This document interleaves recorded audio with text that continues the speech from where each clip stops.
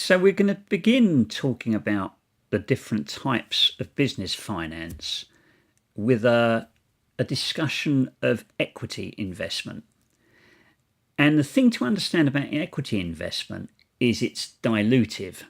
And by dilutive, I mean that it changes the ownership structure of the company. And it's actually the only form of finance that does that. And let's look on how it would work on our really simple example. So let's pretend that as I form this company, I decide that I really need a bit more working capital to start with. This $200 that I put in isn't enough. I need $400. And I've got a friend who's willing to contribute another $200. So let's start by putting his $200 check in the bank. And you can see that what this does is unbalance my balance sheet. I've now got assets of $400, but my liabilities and equity still only equals $200. So what I actually do is I then need to offer him $200 worth of shares, assuming, of course, that we decide that we are 50-50 partners in this. So that's what I do. And you can see that now our balance sheet all balances again. The thing with this is now that I only actually own 50% of the company, whereas I used to own 100, I now only own 50. And what that means is that, let's say our income statement remains the same. Nothing has changed on this at all from the original case. However, when I come to pay this dividend of $100 down here, I don't pay that $100 entirely to myself anymore because I don't own all of the company. I only own half of the company. So what I have to do is write him a check for $50 and me a check for $50.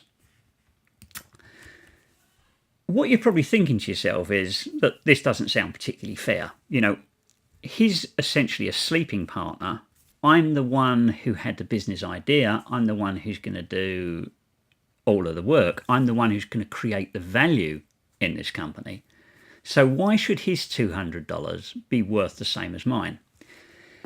And that's a kind of discussion that you're probably going to end up having with any equity investor.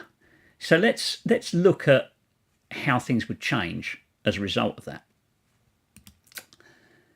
Let's say I'm going to be a slightly harder negotiator.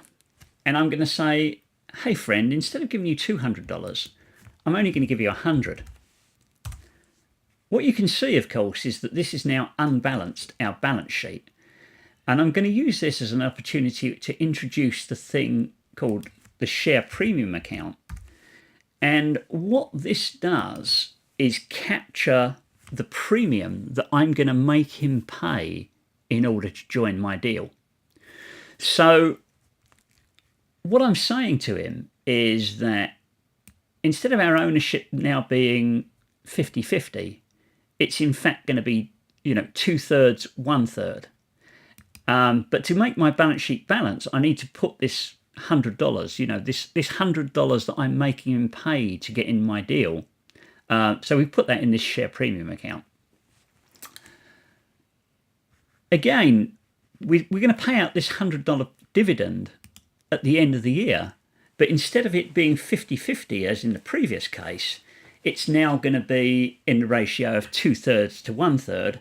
So I'm going to get, $67 and he's going to get $33 in round numbers.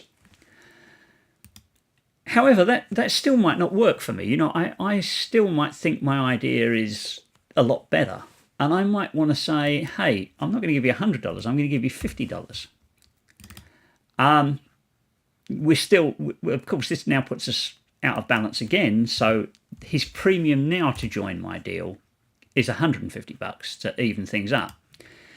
And again, when we come into talking about dividends, it's now going to be 4-1, 200 to 50. So the dividend that we pay is going to be $80 to me, $20 to my friend. Because this is, again, a share of ownership, what does that mean when we come to to exit the business. And let's say, after the end of this year, this business has now got a value of $10,000. So somebody somewhere is prepared to write us a check for $10,000 to get this business. We split that $10,000 in this ratio. So I would end up with a check for $8,000 and my friend would end up with a check for $2,000. And you think to yourself, well, okay, is that fair? And I would contend that it probably is.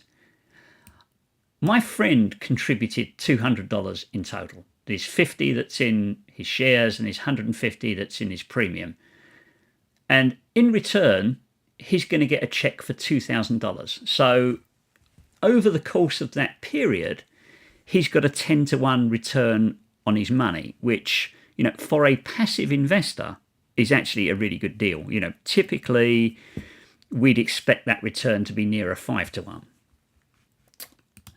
On the other hand, my return is 40-to-1. I put in my $200, I'm going to get a check back for $8,000.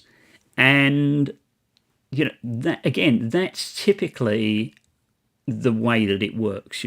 It was my idea. I've created the value that's in the company that somebody else is willing to pay for. And that's why I've captured the bulk of the reward. And that actually works. That works all the way along the line. So let's say we'd had somebody who came in later after me and my friend.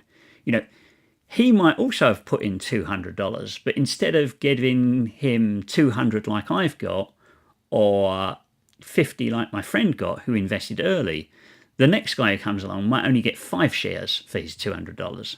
So, and his ownership would be that much smaller, and therefore his share of the dividends or share of the sale proceeds would be lower.